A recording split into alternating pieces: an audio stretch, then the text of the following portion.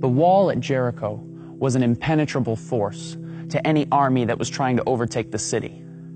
Before even dealing with the wall, the attacking troops would have to navigate their way across a 27-foot wide, 9-foot deep pit that lined the outer edges of the city. Then there was the wall itself, a 17-foot high, 5-foot thick, pure mass of solid stone.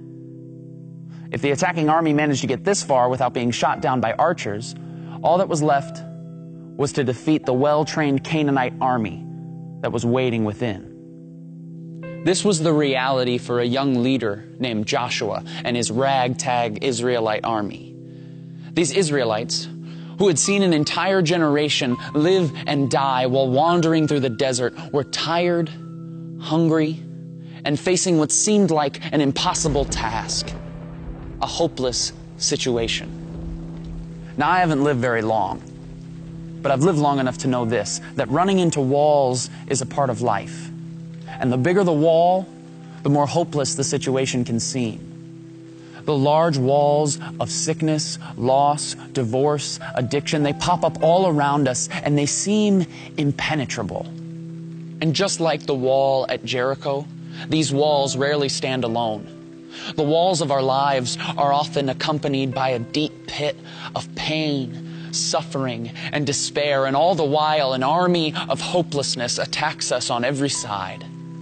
The question is asked all the time: if God loves us so much and is so powerful, then how could He allow these walls to pop up around me? Now, I don't pretend to have the answer to any of those questions, nor do I pretend to understand just how deep or dark your suffering has been. I simply want to suggest that maybe God does His best work from seemingly hopeless situations. When I read the Bible, I read about people and characters, all who faced seemingly hopeless situations. In fact, I cannot find a single person who walked faithfully with God without first facing a hopeless situation. Adam and Eve ruined paradise by inviting sin and death into a perfect world. A hopeless case. Joseph was betrayed by his brothers for his pride and put in prison. A hopeless case. Moses was cornered on the banks of the Red Sea with the most powerful army in the world breathing down his neck. A hopeless case. Gideon was 300 against 300,000. David stood across the valley from a bloodthirsty giant. Esther was a woman trying to gain a word with a prideful king. Daniel's roommate was a lion. His friends were thrown in an oven. Jonah sucked at his job and got stuck in a whale. Peter was a coward. Paul was imprisoned. The 5,000 had no food. Lazarus was dead. Timothy was too young. Abraham was too old. The youngest son was too stupid. The walls of Jericho were too strong. And Jesus was humiliated, hung on a cross, and buried in a tomb, burying all hopes of the revolution that was hoped for thousands of years.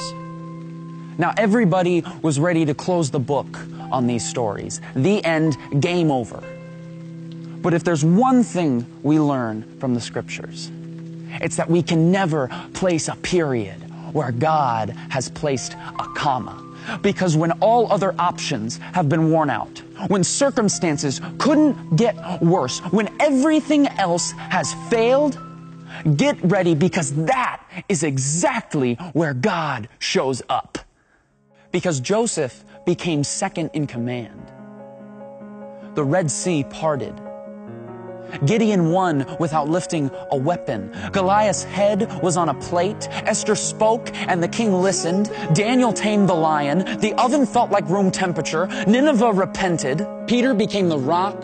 Paul rejoiced. 12 basketfuls were left over. Lazarus was just kidding. Timothy built a church. Abraham built a family. The youngest son came home to a party. The walls of Jericho came a-tumbling down. And Jesus Christ pulled off the resurrection, defeating sin and death. And the creation that had been marred so many years ago was now restored for all time.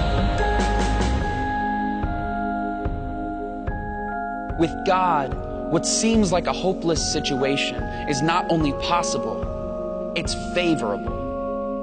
Because only God can turn a mess into a message. Only God can turn a trial into a triumph, a test into a testimony, and a victim into a victory. His power is made perfect in weakness. So let us rejoice in our trials and hold unswervingly to the hope we profess, because He who promised is faithful, was faithful, and will always be faithful, no matter how hopeless the situation.